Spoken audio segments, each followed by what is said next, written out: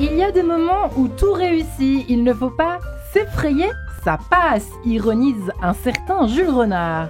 Quel est ton cap lui répond quelques décennies plus tard le pape François. Dans le dessein de Dieu, dit-il, chaque homme est appelé à se développer car toute vie est vocation. Ta vocation t'oriente à tirer le meilleur de toi pour la gloire de Dieu et pour le bien des autres. Le sujet n'est pas seulement de faire des choses, mais de les faire avec un sens et avec une orientation. Voilà ce que c'est que réussir, selon le Saint-Père. Oui mais, jusqu'à quel âge peut-on légitimement se poser la question « Quel est ton cap ?» et « Comment réussir ?» Raisonnablement se poser cette question, peut-on toujours réussir sa vie ? Et s'il n'y avait pas d'âge pour réussir, eh bien nous avons 52 minutes pour tenter d'y répondre avec mes 3 invités du jour. Et j'ai la joie et l'honneur de recevoir pour commencer Frédéric Tadei. Bonjour Frédéric. Bonjour Marie-Ange. Ravi de recevoir dans Quête de Sens sur Radio Notre-Dame et sur RCF. Vous qu'on ne présente plus, journaliste que vous êtes, animateur radio et télévision. Vous avez combien d'années de carrière dans les pattes ? À la télé, je crois que 30 ans. Oh. Ah ouais, moi, 5 ans dans Quête de Sens, je suis encore très. Mais vous êtes plus jeune. Et oui, j'ai commencé tard. Hein. Franchement, c'est il y a vrai des gens qui... Ah oui, moi j'ai commencé la télé à 33 ans. Ah oui, d'accord, ok. Bon, vous avez créé et redirigé chez Grasset, donc ces fameux Birthday Books, c'est la raison de votre présence aujourd'hui dans cette émission En Quête de Sens. Une collection dont chaque livre concerne donc un âge précis et recense tout ce que certaines célébrités ont pu faire de pire ou de meilleur, on peut dire, à cet âge, par exemple 40. Bon, c'est pas tout à fait mon âge, mais presque. Que ce soit à 25, à 30, ça commence à 15 ans, c'est ça ? C'est 15 ans. 15 ans, et là il y en a 15 qui viennent de sortir de 15 ans à 50 ans. Bah voilà, comme quoi, après et 50 ans, on peut ça va de aussi... Cléopâtre à Aya Nakamura. Moi, je vous admire d'avoir trouvé aussi. Parfois, les âges ne sont pas forcément mentionnés. Mais ils sont jamais évident, mentionnés. C'est une enquête. C'est ça qui est intéressant. Bravo. D'ailleurs. C'est qu'on n'arrête pas d'utiliser l'âge dans notre vie quotidienne. Ouais. On vous demande votre âge, tout le temps, etc. Tout le temps. Mais en réalité, ni les historiens, ni les biographes, ni les philosophes, ni les sociologues, personne n'utilise l'âge. Ouais. Sophie Personne Mufang, ne vous dit votre âge. Ouais, ça vous choque. Alors, Sophie Mufang, je vous représente quand même. Vous qui êtes toujours spécialiste de l'empowerment des talents, vous êtes executive coach, vous avez écrit 100 outils pour réussir dans votre job, anticiper votre vie pro, le coup d'avance pour faire la différence, plein d'outils aux éditions ESF, et puis Femmes, osons pour réussir, on peut le mentionner également. Des outils, il en faut pour réussir, n'est-ce pas Sophie? Ça peut aider dans la vie. C'est une question d'ADN, mais pas seulement. C'est vrai qu'on peut le voir à travers tous ces parcours de vie plus ou moins exceptionnels. Il faut s'armer, il y a beaucoup de choses mystérieuses, mais le courage joue, l'ADN aussi, la volonté, tout ça, c'est un cocktail un petit peu gagnant. C'est vrai que c'est un cocktail gagnant ou une recette à la fois qui est basée sur une réflexion par rapport à la vie, une approche de vie, comme vous le mentionnez tout à l'heure, Marie-Ange, et puis s'armer de quelques outils ou effectivement de quelques retours d'expérience de personnes qui se sont accomplies dans leur vie. C'est quelque chose qui est vraiment intéressant et qui peut nourrir. Ouais. Merci beaucoup d'être présente également. Et puis enfin, Charlotte Savreux. Bonjour Charlotte. Bonjour Marie-Ange, bonjour à tous. Notre 3e petit rayon de soleil de la journée, de la soirée, si je puis dire, journaliste, que vous êtes rédactrice en chef. Vous qui avez écrit L'année du déclic, et si c'était la vôtre, qui a été réédité, comme quoi ça nous travaille et ça nous titille, les amis, cette histoire de réussir dans la vie. Plus que jamais, aujourd'hui, Frédéric Tadei, vous avez réfléchi, j'imagine, ça vous a fait réfléchir en écrivant tout ça, ce rapport à la réussite. Oui, finalement. parce que de toute façon, on voit très souvent les vies accomplies, comme vous dites, les personnalités, les personnages historiques, les people. On a l'impression qu'ils ont tout réussi. C'est totalement faux. Ils sont exactement comme nous. Ils ont beaucoup échoué, ils ont hésité, ils ne savaient pas ce qu'ils allaient faire plus tard. Emmanuel Macron, à 27 ans, il ne sait pas ce qu'il va faire dans sa vie. Clint Eastwood, il a attendu 37 ans pour être la vedette d'un film américain. 37 ans, vous vous rendez compte? Mais on l'a oublié. Vous voyez, on croit que tout a été facile, mais pas du tout. Vrai. Et puis il y a tous ceux qui ont réussi très jeunes et qui ont disparu. John Travolta a réussi très très jeune.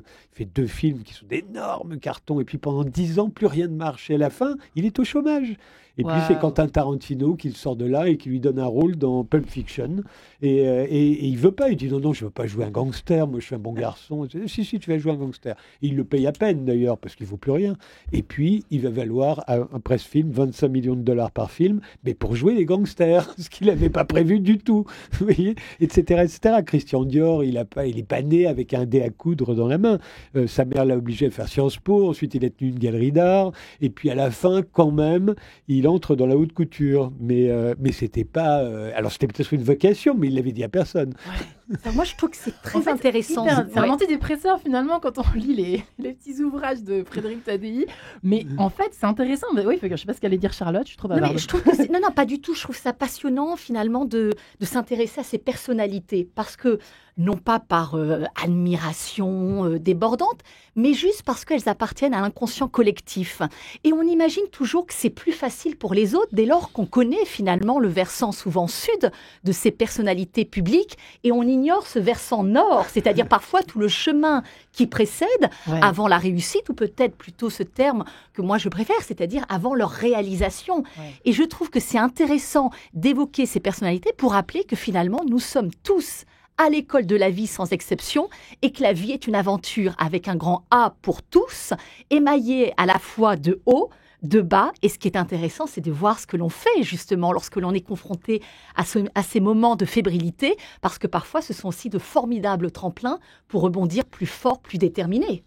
C'est sûr que les birthday books, je les ai conçus comme les cadeaux d'anniversaire parfaits. Vous voyez, vous offrez à 15 ans à votre fils ou à votre petit-fils le birthday book des 15 ans, et la première chose qu'il lit, c'est qu'à 15 ans, Albert Einstein s'est fait virer du lycée et qu'il n'aura jamais le bac. Ça le rassure. Ça, à vos enfants. Ça le rassure. Non, si, ça le rassure. C'est vrai. Bon, voilà. Mais il faut bien voir que toutes ces célébrités, effectivement, sont des allégories. Elles sont là en notre nom à tous. Et on s'aperçoit qu'elles passent par toutes sortes de méandres dans leur existence avant de se réaliser, comme vous disiez. Et encore faut-il savoir ce que c'est que de se réaliser. Par exemple, à quel moment se réalise Paul Gauguin ? C'est très drôle. Paul Gauguin, on le sait peu. D'abord, c'est un trader à la bourse. Vous voyez, on croit toujours que c'est une espèce de sauvage à Tahiti. Non, c'est un trader à la bourse. Aujourd'hui, on dirait un Golden Boy qui gagne énormément d'argent et qui achète beaucoup de tableaux, comme souvent les Golden Boys. Sauf que lui, il les comprend. Et donc, il achète des tableaux impressionnistes. Et les impressionnistes, ils le trouvent un peu péteux, un peu plein de pognon, mais... Comme il peint un peu, il l'invite dans les expositions impressionnistes. Et il peint, c'est un peintre du dimanche. C'est pas un très bon peintre impressionniste, loin de là. Mais à 35 ans, il y a le crash de l'Union Générale, il perd son boulot, Gauguin. Et il se dit, tant pis, je vais réussir dans la peinture. Sauf que, en tant que peintre impressionniste, il est assez médiocre et il ne va se réaliser, comme on dit, qu'à partir de 40 ans. À 40 ans, il commence à peindre les tableaux qu'on adore aujourd'hui et qui sont dans les musées. C'est pas les tableaux d'avant qui sont dans les musées, c'est les tableaux qui peignent à partir de 40 ans seulement. Sauf qu'ils ne plaisent à personne. À personne. Il les offre, les gens n'en veulent pas, vous voyez, et il va mourir dans la misère. Il croyait qu'il allait réussir dans la peinture, il ne réussira jamais. Et il ne saura jamais que ces tableaux vont être dans les musées et qui vont valoir des millions d'euros, vous voyez. Et c'est terrible d'ailleurs quand on y pense. Mais il y en a énormément des peintres d'ailleurs de ce type, effectivement, mais ça dépend ce qu'on vise aussi, mais... C'est à la fois cruel la réussite, Sophie Muffrand, d'une certaine façon. Ça dépend comment on la regarde. Je suis sûre que vous allez nous dire un truc comme ça. Oui, alors c'est ça, effectivement. Parce que dans ce qu'on évoque, on évoque pas mal de réussite professionnelle ou de réussite au niveau social. Et alors, en tant que coach, moi, ce que je prône aussi, c'est le fait de regarder effectivement les autres, parce que le rôle de l'exemplarité peut être source de motivation, et ça, c'est un levier extraordinaire de développement personnel. Mais ce qui est intéressant aussi, c'est de revenir à soi. Et en revenant à soi, c'est-à-dire de se connaître au niveau de ses valeurs, de son parcours, de son histoire, de ses dons, de ses talents, de ses capacités, parce que il va pas s'agir de cloner tel ou tel personnage, mais véritablement de s'accomplir, de s'épanouir avec les limites que l'on a soi-même, avec les envies, les désirs, l'énergie dont on dispose. Alors c'est intéressant parce que ce que j'aime bien avec vous, Sophie Muffang, dans l'ouvrage, moi, mon ouvrage chouchou chez vous, c'est décider, je change mes habitudes. Parce que j'ai remarqué qu'effectivement, à l'image de ce que vivent certains moines, même tous les moines, je pense, selon la règle de Saint-Benoît ou de Saint-Bernard, etc., c'est que la règle guide un peu ça accompagne notre volonté d'agir, quoi. C'est-à-dire que si on se laisse dans son canapé et on se laisse tomber, il se passera pas grand-chose. Même si on a un ADN extraordinaire, ou que on a beaucoup de chance, quoi. Mais je pense que ça ne suffira pas. Alors que là, changer ses habitudes, c'est aussi aiguiser sa volonté. Et il y a un peu de ça aussi dans la réussite de tous ces grands hommes et ces grandes femmes. Tout à fait. Il y a à la fois aiguiser sa volonté et surtout orienter son attention. Orienter son attention, c'est-à-dire se définir des objectifs qui sont accessibles et pour lesquels on va mettre en œuvre un certain nombre de moyens pour y parvenir. Et c'est là que la règle, que les habitudes, les routines, les outils, les retours d'expérience des uns et des autres peuvent être enrichissants, nourrissants et source de motivation. Ouais. Parce que tout seul, on peut évidemment se fixer des objectifs, mais c'est difficile d'y arriver sans direction, sans guide, sans Alors objectif, peut-être etc. plus aujourd'hui qu'avant, j'ai l'impression, Frédéric Tadei, c'est vrai que quand on pense à tous ces compositeurs, les compositeurs souvent sont très jeunes, en tout cas quand on pense à Mozart, quand on pense même à Schubert, j'ai découvert qu'il a composé à 16 ans, c'est ça, sa symphonie inachevée, enfin, puis on cite pas tous les autres, même Bach, je crois qu'il a dû... Enfin, Ou Paul McCartney.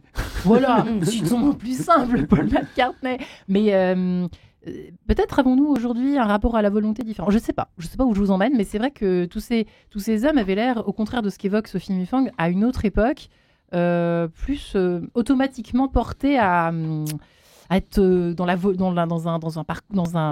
dimension volontaire, une dimension avec l'effort qui primait sur tout le reste, quoi. Je sais pas, j'ai l'impression. Moi, je crois qu'il y a Non un rapport démographique qu'on oublie, si vous voulez. Démographique. D'abord, on peut pas dire que Mozart ait vraiment réussi très jeune, puisque pendant longtemps, Comment ça il n'était pas forcément très aimé, si vous voulez. Il s'est fait virer, oui. il a été chassé comme un crétin de Vienne. Enfin, c'est là aussi la vie de Mozart. Ouais. C'est pas. Enfin, c'est vrai qu'il y en a beaucoup qui s'enflamment pour son talent. Mais bon, c'est une époque où les gens sont jeunes. Les Beatles et les Rolling Stones, quand ils arrivent au début des années 60, ils révolutionnent la musique. La musique, alors pas la musique savante, la musique de variété, mais ils la révolutionnent. Ouais. Pourquoi ça marche ? Parce qu'il y a des gamins, ils ont 22 ans, 23 ans quand ils font ça, mais il y a des gamins entre 15 et 30 ans qui ont de l'argent et qui sont très très nombreux, c'est les baby-boomers, et ils peuvent faire un succès avec les disques des Rolling Stones et des Beatles. Si vous étiez les Rolling Stones et les Beatles aujourd'hui, vous comptez sur qui pour acheter vos disques ? Aujourd'hui, les gens qui achètent des disques, alors pas tous, enfin une bonne partie, ils ont plus de 50 ans. Ouais. C'est eux qui ont de l'argent, c'est eux qui achètent les disques, les autres n'achètent pas de disques. C'est beaucoup plus difficile quand on est jeune aujourd'hui de révolutionner la musique qu'au temps où les jeunes étaient nombreux. Ouais. Voilà. Et on peut parler aussi de la peinture et de tous les domaines de l'art artistique. Dans les années 60, vous aviez le top 100 des artistes qui vendaient le plus.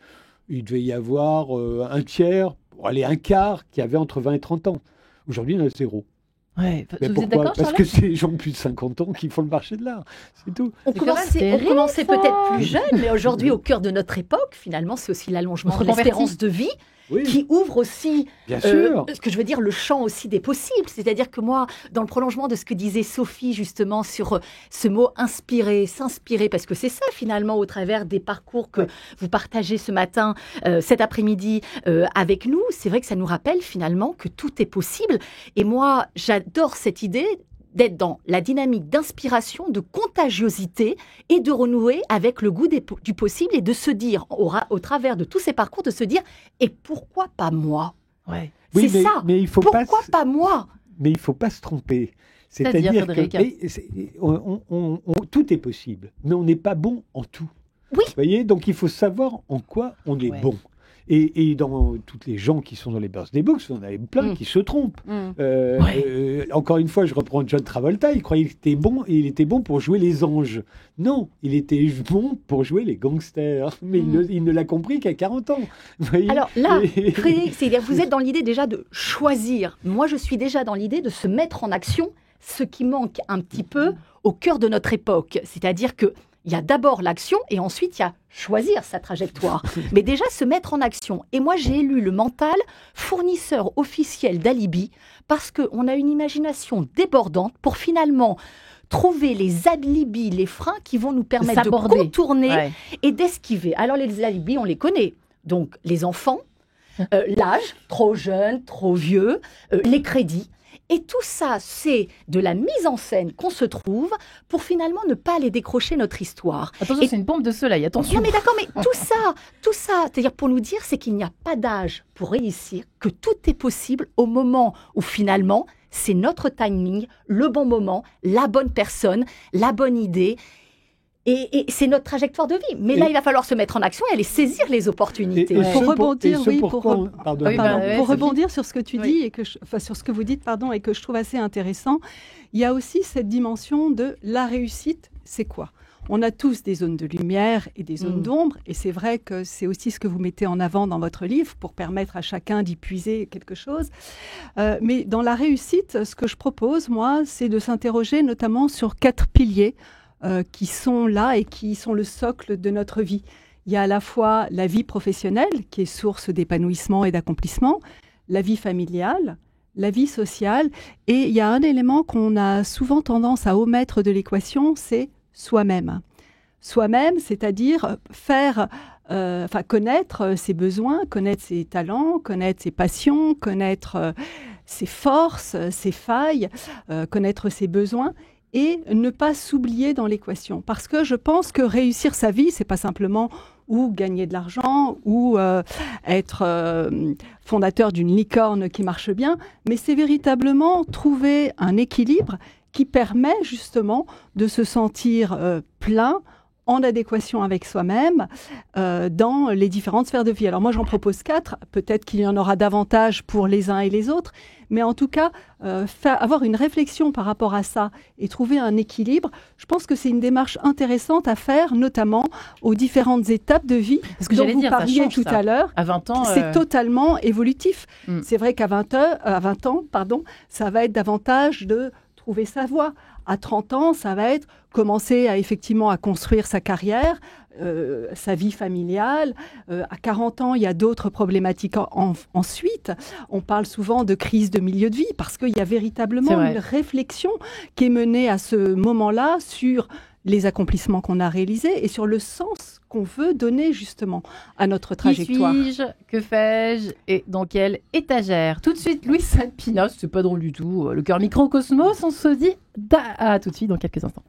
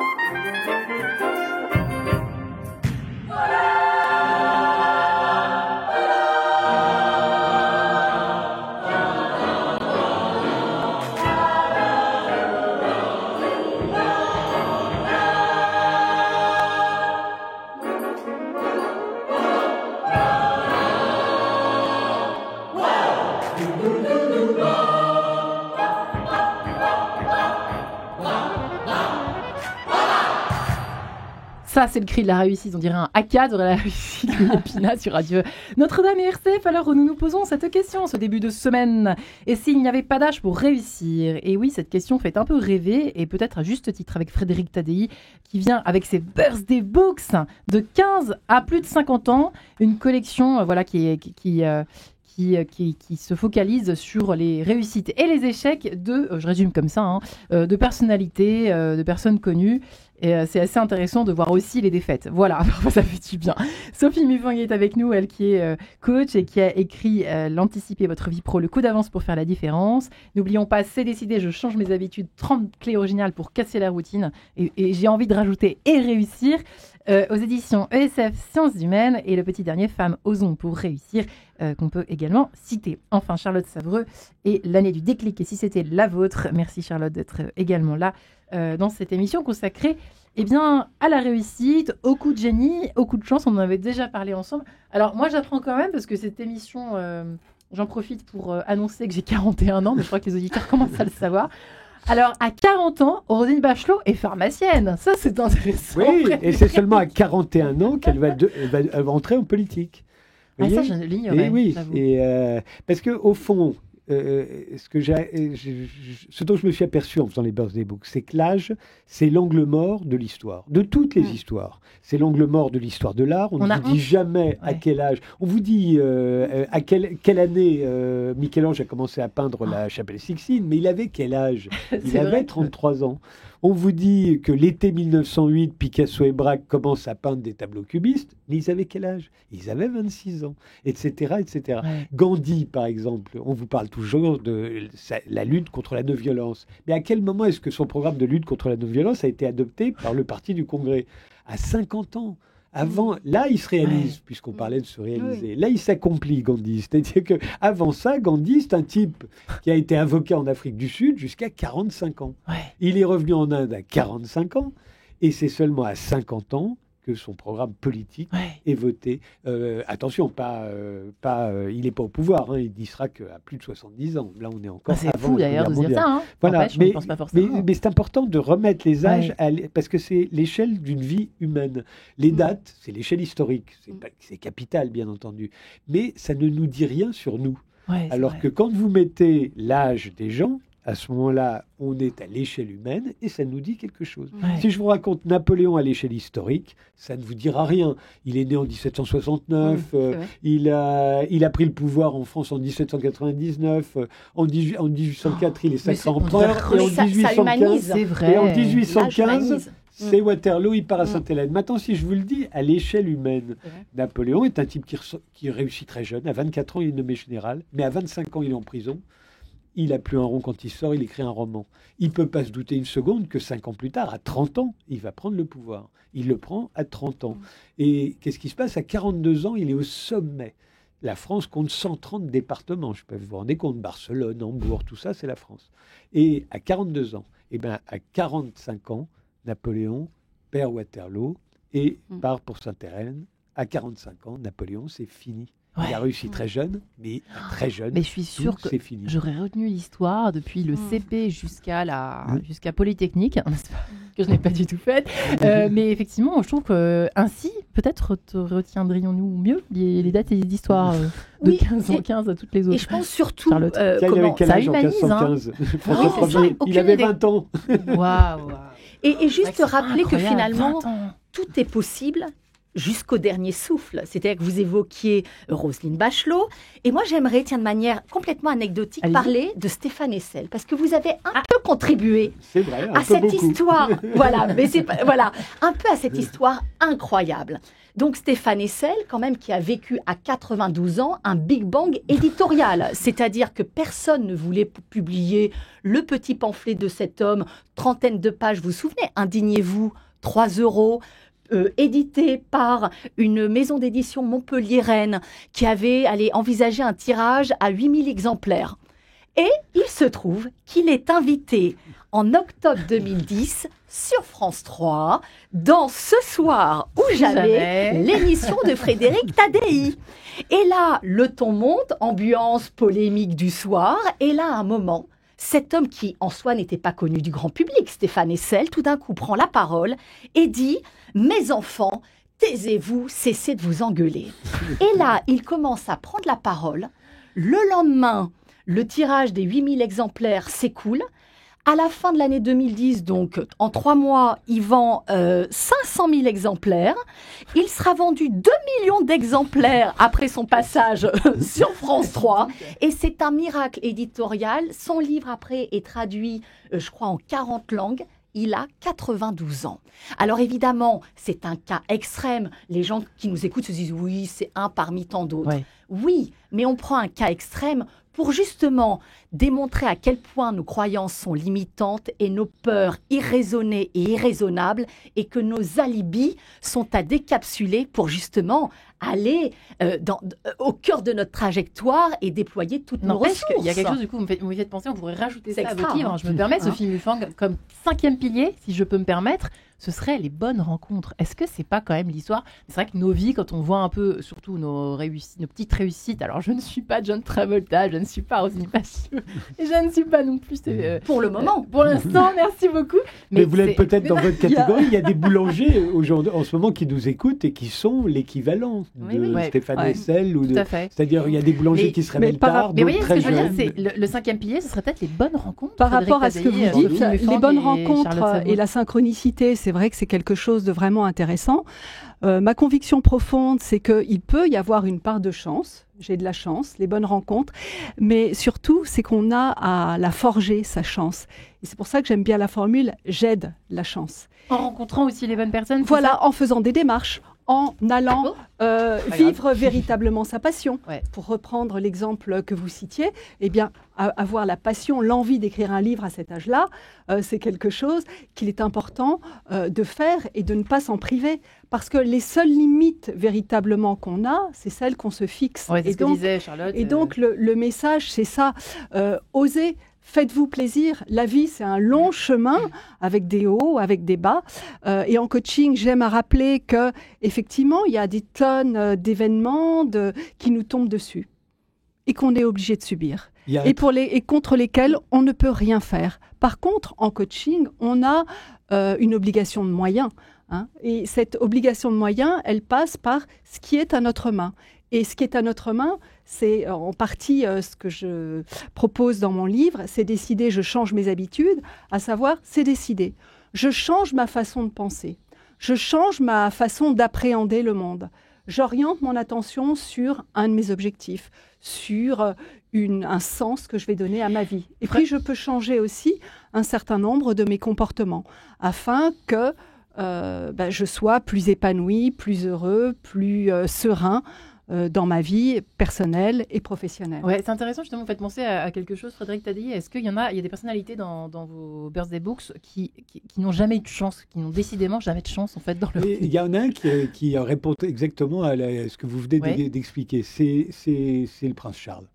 Vous voyez, le prince Charles, à 22 ans, il rencontre une fille qui s'appelle Camilla, pas encore Parker Bowles, mais ça paraît, qui lui dit tout de suite que son arrière-grand-mère a été la maîtresse de son arrière-grand-père à lui, etc. Il tombe amoureux.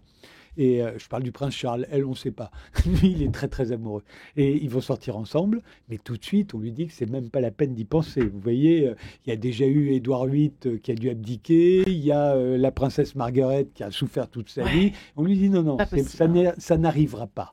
Et puis, il va se battre, il va en épouser une autre, il va faire des enfants à une autre, il va redevenir l'amant de Camilla. Et puis, quand Diana va mourir, Camilla, elle est au plus bas. C'est-à-dire que c'est vraiment, elle est haïe, détestée par l'Angleterre tout entière. C'est le Camilla Gate. Il leur arrive tout ce qui peut arriver de pire. Et puis, à 56 ans quand même, il va l'épouser. Et aujourd'hui, elle est reine. Ouais. Mais personne, absolument personne, pas même lui, sans doute, ne s'est dit au départ que ça allait marcher. Mais il a tout fait. On peut dire que le prince Charles, il a réussi un truc dans sa vie, c'est ça. Il est vrai que la ténacité, c'est quelque chose d'hyper important.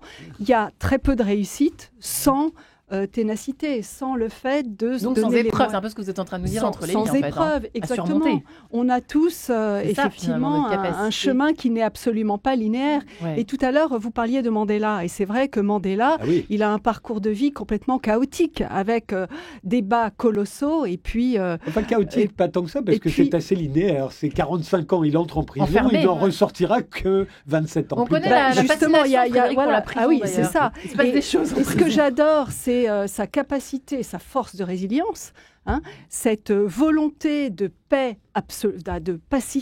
pacifique à tout prix. Et j'adore citer sa formule, je ne perds jamais, soit j'apprends, soit je gagne. Et je trouve que... Soit j'apprends, soit je gagne. Soit j'apprends, soit je gagne. Et comme notre vie... je considère que notre vie est un chemin d'apprentissage, d'évolution. Donc il n'y a pas d'échec, c'est ça que ça veut dire ou pas? Il n'y a pas d'échec, finalement, quelque part. Il y en a, mais on en apprend quelque chose. On en retire, ce sont des leçons d'existence, une philosophie génial, de vie. Cette émission, finalement. J'en apprends des expériences, peut-être. Il suffit juste de poser... Des expériences. On pose un regard aussi sur les circonstances. Vous le disiez tout à l'heure, c'est-à-dire qu'un homme est fait de circonstances et de choix. Il y a des circonstances extérieures qui s'imposent à nous. Mais après, tout dépend du regard aussi qu'on pose sur des situations. On peut être confronté à un moment à ce qu'on appelle un échec qui, finalement, avec le recul de l'expérience, devient une expérience. C'est difficile, mais... Et parfois qui sont aussi de formidables occasions pour rebondir. Moi, je crois aussi beaucoup aux vertus de l'action. C'est-à-dire que l'idée de saisir sa chance, la chance, elle se présente à nous aussi dès lors qu'on est dans une dynamique d'action et qu'on se crée des opportunités, des synchronicités. Donc, aller au cœur de l'action, mais parfois on est tenu par nos peurs, puis aussi par notre ego, puisque notre mental nourrit nos peurs nourrissent notre ego, et c'est ce qui nous fige aussi et qui nous empêche finalement d'être aussi acteurs de notre existence, et on regarde les autres au travers de leurs histoires finalement, et nous on passe à côté de la nôtre en étant spectateurs des histoires des autres. Ce qui est intéressant, c'est qu'effectivement, je veux juste Frédéric Tadei, que ce que vous disiez tout à l'heure de Clint Eastwood, ce que vous disiez de sa carrière, en fait c'est étonnant, parce que parfois il faut s'acharner et avoir l'impression de ne pas gagner, de ne pas réussir. Et un jour, pourtant, peut-être il y aura la réussite. Peut-être. Regardez 40 ans, puisque vous avez le Birthday Book 40 ans devant les yeux. Arletty, c'est à 40 ans qu'elle prononce cette phrase que tout le monde connaît, atmosphère, parce que j'ai une gueule d'atmosphère. Elle a déjà fait plein de films, mais c'est là qu'elle devient une vedette, à 40 ans. Et pas seulement une vedette. Dans l'Hôtel du Nord, elle devient un sex symbole. C'est-à-dire que Arletty, c'est considérée comme l'actrice la plus sexy de sa génération. Elle a plus de 40 ans. Quand elle est nue sous sa douche dans Le jour se lève, elle a 41 ou 42 ans. Et quand elle joue Garance dans Les Enfants du Paradis, elle a 43 ans. Et c'est une star considérable. Blanche Gardin, plus récemment, s'est fait connaître du grand public à 40 ans. Et puis d'autres, c'est le contraire. À 40 ans, ils se barrent. Daniel Day-Lewis, par exemple, immense star hollywoodienne, à 40 ans, il arrête le cinéma pour aller travailler, vous ne l'imaginez jamais où, chez un cordonnier à Florence. Il va y rester 3 ou 4 ans. Parce qu'il a toujours rêvé de travailler le bois. Mais c'est ça qui est extraordinaire. Mais la vie, c'est peut-être ça, c'est rebattre les cartes. Exactement. C'est-à-dire qu'on n'est pas amené à avoir un succès linéaire, mais au moment où on l'a finalement, on s'en nourrit et on essaye de projeter le meilleur finalement, pour la société, dans une démarche sociétale, dans une démarche humaniste. Et c'est ça qui est formidable, c'est qu'on a des ronds-points qui se présentent à nous. Parfois, on s'engage dans une voie et parfois on n'est pas prêt. Vous évoquiez tout à l'heure Roselyne Bachelot. Son parcours est très intéressant, Roselyne Bachelot. Elle se marie à l'âge de 20 ans. Ouais. Son mari faisait ses études pour subvenir aux besoins du ménage. C'est là où elle va devenir visiteuse médicale. Pendant 10 ans, elle est sur les routes de France. Et un jour, alors que son mari s'est engagé donc, dans une trajectoire professionnelle, elle décide de reprendre ses études en pharmacie. Elle a 30 ans. Et là, je voudrais aussi parler de l'entourage. Donc, évidemment, tout le monde lui dit « Mais écoute, qu'est-ce que tu vas t'embêter ? Ton mari t'apporte un confort quotidien, financier. Repose-toi. Non, mais voilà, il a une bonne situation financière. Écoute, occupe-toi de ton enfant, reste tranquillement, etc. » Elle s'est engagée. On lui a dit « Surtout, n'y va pas. Tu vas te retrouver avec des jeunes. Tu n'auras pas une mémoire qui sera suffisamment, ce que je veux dire, fiable. » C'est pas de ton âge. Non, mais voilà. Et finalement, vous savez quoi ? C'est ça qui est extraordinaire. La chute. À 36 ans, elle sort de ses études en pharmacie, elle est major de sa promo. Non, mais c'est ça qui est extraordinaire. Donc, on parle aussi de soi, des freins qu'on se met pour pas y aller. Parfois, ça demande du temps et c'est pour ça que on s'épanouit à un âge peut-être plus avancé. Et évoquer aussi l'entourage. L'entourage aussi qui nous freine en disant « Mais écoute, qu'est-ce que tu vas ? T'as une bonne place, t'es en CDI. » Mais il y a une petite voix intérieure qui fait toc-toc à la porte et qui n'attend qu'une chose, c'est de s'exprimer. Et je dis souvent que... Je me souviens d'une psychologue que j'avais reçue qui avait dit il y a des choses que vous mettez en place qui vous protègent jusqu'au moment où elles viennent à vous asphyxier. Donc, soit vous engagez ce déclic pour justement être bien dans votre histoire, Certains vont parler de bonheur, de peu importe, mais être bien dans son histoire, comme l'idée, le parcours que vous évoquiez de Daniel Day-Lewis. Voilà, juste l'idée d'être bien dans son histoire. Il y a ça, il y a la Sophie, petite juste après l'absence de vraie vie, pour la pauvre Sophie, elle range son frein. L'absence de vraie vie, juste avant de retrouver Sophie Sarine de Jean-Louis Murat. À tout de suite.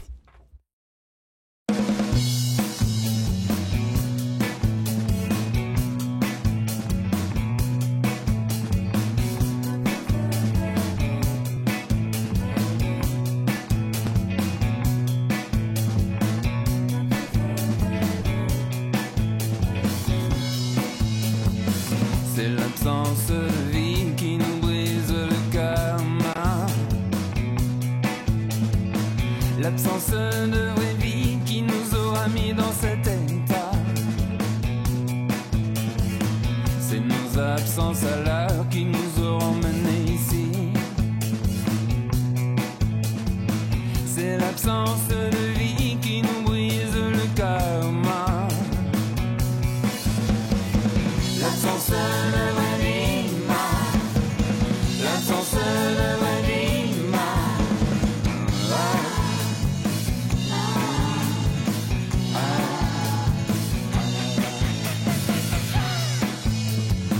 c'est l'absence de vie qui détruit le bonheur, l'absence de vraie vie quand je gale comme un putois. C'est l'absence de vie qui nous aura mis dans l'erreur. L'absence de vraie vie qui nous brise le karma. L'absence de vraie vie, l'absence de vraie vie,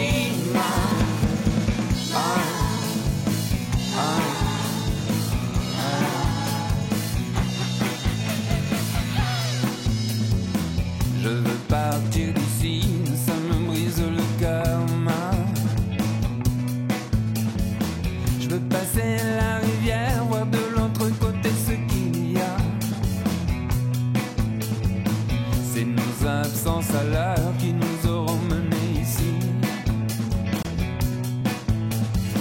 Je peux pas me faire à l'enfer où tu vis, l'absence de vraie vie, l'absence de vraie vie, l'absence de vraie vie,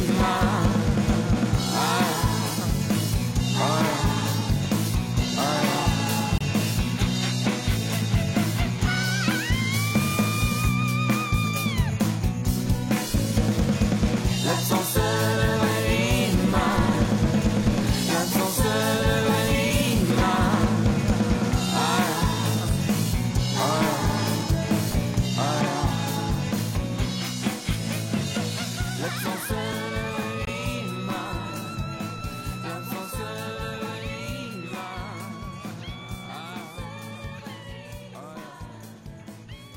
L'absence de vraie vie, Jean-Louis Murat sur Radio Notre-Dame et RCF. Alors nous nous posons cette question cruciale. Et s'il n'y avait pas d'âge, tout simplement, pour réussir de 7 à 77 ans? Frédéric Tadei et ses Birthday Books est avec nous. Chez Grasset, je ne l'ai pas précisé, Sophie Mufang et son coup d'avance qui fait la différence, mais aussi Femmes osons pour réussir chez ESF Sciences Humaines. Charlotte Savreau est également avec nous. L'année du déclic, et si c'était la vôtre. Voyez, plein de bonnes vibes, comme disent les jeunes, pour vous prouver qu'à n'importe quel âge, il peut se passer plein de choses. Mais en particulier, alors, Sophie Mufang d'abord, parce qu'elle a peut-être clore ce qui a été dit justement de nous séparer musicalement parlant. Oui, je voulais rebondir sur la petite voix de Charlotte. Et effectivement, je trouve qu'il est hyper important de se fier à son intuition. Parce que ce qui est difficile, finalement, dans tout notre long chemin de vie, c'est de trouver sa place et même de trouver sa juste place. Et cette place, elle évolue, finalement, en fonction de nos différents âges. Vous parliez aussi des autres, qui peuvent être à la fois source de motivation, quand ils sont soutiens, mais également source de motivation quand ils ne le sont pas, dans la mesure où on se construit souvent ou par opposition, tu n'y arriveras pas, et donc ça vous donne la force, l'énergie pour aller prouver aux autres, au contraire, que vous en êtes capable, ou alors ils aident dans le soutien qu'ils apportent. Mais par rapport à trouver sa juste place, ce qui va être intéressant, c'est de connaître à la fois vos talents, vos passions. Et pour ça, il y a une citation de Einstein, on en parlait tout à l'heure, que j'aime beaucoup, et qui dit « Tout le monde est un génie, mais si l'on juge un poisson rouge à sa capacité de monter à un arbre, il passera sa vie à croire qu'il est stupide. » Et donc, c'est vrai que trouver sa juste place, c'est ça qui va être le déclic, finalement, à un moment de la réussite. On n'est pas en train de vouloir mener la vie d'un autre par procuration, mais on a véritablement à comprendre celle qui nous correspond. Et ce que j'aime bien faire en coaching, puisque moi je m'intéresse surtout à la dimension professionnelle, c'est un exercice qui est assez redoutable en fait, puisque je demande parfois à mes clients d'essayer d'imaginer leur panégyrique professionnel. C'est-à-dire qu'on fait comme s'ils étaient à la fin de leur vie. Et qu'est-ce qu'ils aimeraient avoir accompli, justement, à la fin de leur vie? Qu'est-ce qu'ils aimeraient entendre dire sur eux-mêmes? Et je pense que ces questions, on peut se les adresser chacun à soi-même parce qu'elles permettent de faire des choix et elles permettent d'orienter une trajectoire en fonction de ses aspirations profondes. Allez-y, Frédéric. Il y a un cas qui est amusant, qui illustre ce que vous venez de dire, c'est celui de Bernard Tapie. Bernard Tapie, c'est un type qui essaye tout et qui échoue dans tout, jusqu'à ce qu'il trouve enfin en quoi il est bon. Oui, il a essayé d'être chanteur, il a pensé être acteur, il a été commerçant, il a ouvert des magasins, il a essayé d'être chef d'entreprise, il est mauvais en tout. Il n'y arrive pas. Même au service militaire, il veut être officier, il n'y arrive pas. Ses études, il n'arrive pas à les finir. Il échoue en tout. Et enfin, à 34 ans, il trouve ce en quoi il est bon. Il est bon pour racheter des entreprises en difficulté. Et pour les requinquer et les revendre. À 37 ans, il fait parler de lui pour la première fois en rachetant les châteaux de Bocassa. En fait, il ne les rachètera pas, mais il se fait de la pub et c'est dans l'accomplissement dont il a besoin. Il a besoin d'être connu et reconnu, Bernard Tapie. Et c'est très important pour lui à 37 ans d'arriver à ça. Bref, à 50 ans, il est au top, il est ministre. Donc connu, reconnu, et en même temps, il est président de l'OM, qui gagne la Ligue des Champions, ce qu'aucun club français n'avait, et il vient de revendre Adidas, qui est une très grande entreprise. Tout ça, 50 ans. Ouais, sauf qu'à 54 ans, il est en tôle, et il est ruiné. Vous voyez, de 50 ans au temps, 54 ans fini. À 63 ans, il revient, il est indemnisé plus de 400 millions d'euros. Et à 70 ans, il est mis en examen, on lui demande de tout rendre. C'est étonnant. C'est ça la vie de Tapie. Et c'est une vie très romanesque. Complètement. Un roman. Mais cette capacité aussi de rebond, qui est une force extraordinaire. C'est-à-dire qu'il y a des personnes confrontées à un échec qui sont alors laminées pendant des années parce qu'elles se raccrochent aux branches du passé, alors que finalement, il y a des personnes qui se disent, bon, bah ok, ça marche pas là, allez hop, je continue, je vais essayer ailleurs. On est d'accord que c'est un mystère ou pas? Non, mais moi je pense que c'est une loi naturelle de la vie, c'est-à-dire que la vie est un laboratoire, on est là pour essayer, ça marche, c'est formidable, ça marche pas, c'est ok. À 54 ans d'ailleurs, Tapie, une fois qu'il va sortir de tôle, il créera plus jamais une entreprise. Non, il va être acteur, il va être chanteur, il va être des petits trucs comme ça en attendant, jusqu'à ce qu'il soit indemnisé. Mais c'est l'expression de son plein potentiel. Nous ne sommes pas faits pour faire une seule chose dans un seul secteur. Surtout aujourd'hui, on vit jusqu'à 150 ans. Mais regardez même l'évolution de la nature humaine. Nos grands-parents faisaient le même métier dans la même entreprise toute leur vie. Nos parents faisaient le même métier, mais changeaient d'entreprise. Aujourd'hui, nous sommes amenés à faire plusieurs métiers au cours de notre vie parce que on découvre peut-être un potentiel humaniste important. Voilà, c'est l'époque qui nous invite à ça. Et on revient encore sur les vertus de l'action dans le prolongement de ce que disait Sophie, qu'est-ce qui vous anime? Qu'est-ce que vous auriez aimé avoir accompli à la fin de votre existence? J'avais interviewé une psychothérapeute qui m'avait dit qu'à chaque fois, elle posait à ses patients cette question. Si tout était possible, que feriez-vous?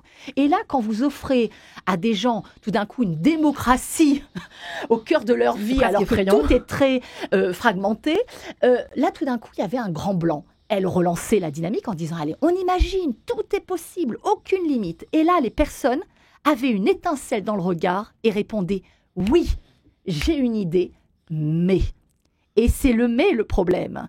C'est le mais justement qui est à décapsuler pour justement aller vers cette trajectoire. Donc c'est pour ça, soi-même, se regarder fonctionner et voir les freins aussi qu'on se met Ce que je veux dire, consommer pour s'empêcher d'aller décrocher sa victoire. Parce que là aussi, on est confronté à l'ego aussi, de se dire, et si ça ne marchait pas? Il y a plein de gens qui ne font pas parce qu'ils ont trop peur que ça ne marche pas. Et si ça ne marche pas?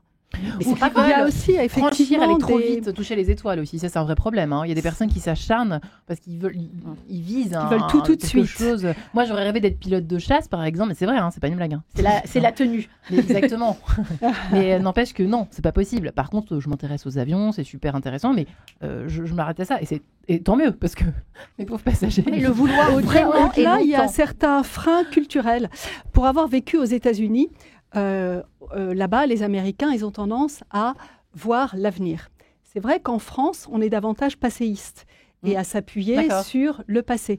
C'est aussi peut-être une des raisons qui font qu'on a du mal à se relever de certaines déceptions ou de certains échecs. Et c'est vrai que dès lors qu'on change notre regard et qu'on se dit, tiens, je vais m'appuyer sur le passé, mais pour bâtir l'avenir, pour me lancer vers autre chose, ça change toute la dynamique. C'est vrai que je crois aux États-Unis, il y a c'est pas une sorte de slogan qui dit en gros il faut rater au moins 3 fois pour réussir une 4e fois. Un peu du Alors il y a ça, mais si on se C'est vrai, Si on à l'élection regarde- présidentielle. si on regarde simplement Edison, avant qu'il ouais. découvre l'ampoule, il a échoué, comme Dyson. il dit, mais des centaines de C'est fois vrai. avant de parvenir Et à ensuite, révolutionner ensuite, effectivement il le échouera pas mal secteur. aussi. Oui. La guerre du courant, il va la perdre contre Westinghouse, par Ouais. exemple. Et il n'a pas que réussi. Mais que il gagné. estime effectivement que ça n'était pas des échecs, ça n'était que des solutions différentes d'aborder le problème et de résoudre le problème. Et c'est aussi ce que fait Elon Musk aujourd'hui. Avec tous ses lancements spatiaux, il sait que le premier lancement est une expérimentation qui va lui permettre justement d'améliorer le système pour réussir finalement plus rapidement que s'il faisait tout en laboratoire. Mais est-ce que Donc toutes cette ces- dimension est vraiment essentielle et fondatrice finalement d'une forme de réussite. Mais est-ce qu'il faut avoir l'âme un peu de plutôt. joueur pour revenir sur le cas là, d'Edison, Bernard Tapie? Faire de la vie un jeu plus qu'un enjeu. J'ai intéressant. l'impression Très qu'on a Nietzschéen, affaire à ce que des vous dites, joueurs là, c'est-à-dire qu'on essaye Bah, et on mais- voit si ça sort.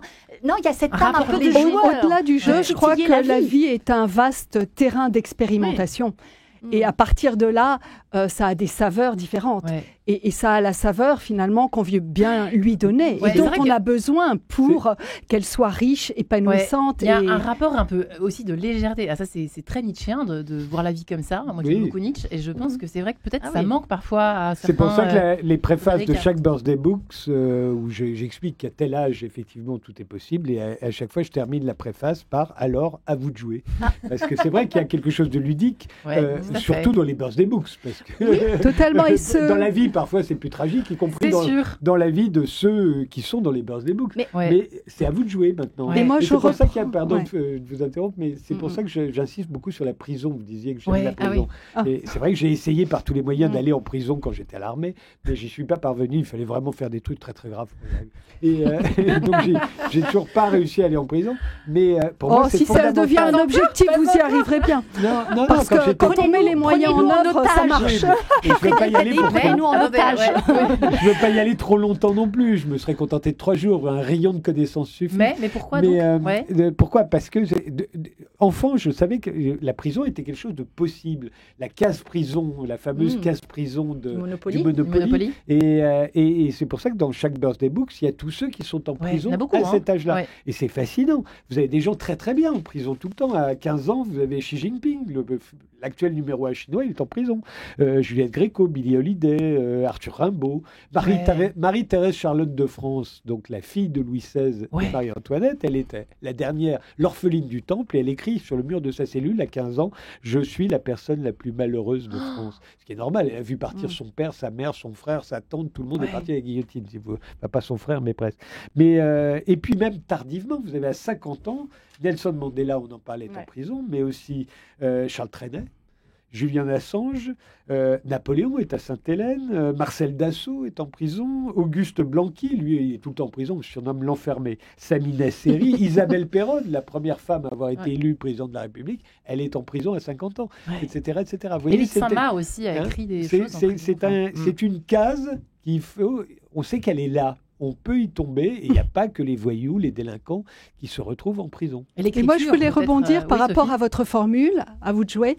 Et c'est amusant parce que chacun de mes livres, Femmes osons pour réussir ou 100 outils pour réussir, termine par, enfin chaque chapitre termine par « c'est à vous de jouer ». Et dans cette dimension, il y a effectivement l'aspect ludique. La vie est une ère de jeu et d'expérimentation extraordinaire, mais il y a aussi cette dimension d'action. Vous n'arriverez à jouer pleinement que si vous agissez, que si vous expérimentez, que si vous vous donnez les moyens finalement d'agir à votre niveau, à la fois pour vous épanouir et à la fois pour changer en partie le monde et pour inspirer les autres. Sans avoir l'impression de jouer sa vie. Il ne faut pas être trop grave avec l'expérience. C'est un peu ça que vous êtes en train de dire. Sans jouer sa vie. C'est intéressant d'y être de façon sécurisée. Et c'est peut-être la raison pour laquelle vous n'êtes pas allé en prison. Parce que vous avez cette dimension de sécurité comme guideline. Pour le moment. Oui, rien n'est perdu. Rien n'est perdu. Restez avec nous, Frédéric. Restez avec nous. Regardez, Landru, c'est à 50 ans qu'on le chope.